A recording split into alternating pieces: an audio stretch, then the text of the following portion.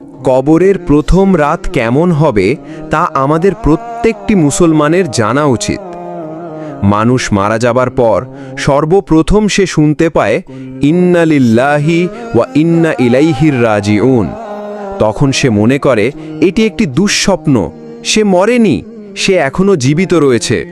তাই সে তার পরিবারের লোকেদের বলতে থাকে, আমি মরিনি, আমি এখনো জীবিত রয়েছি। কিন্তু আফসোস, কেউ তার ডাক শুনতে পায় না।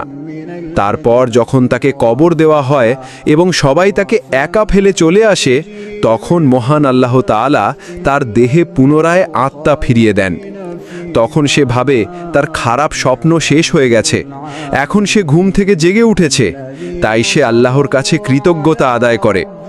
তারপর সে তার শরীর স্পর্শ করতে থাকে এবং বলতে থাকে, আমি তো আমার বিছানায় শুয়েছিলাম, এটা কোন জায়গা?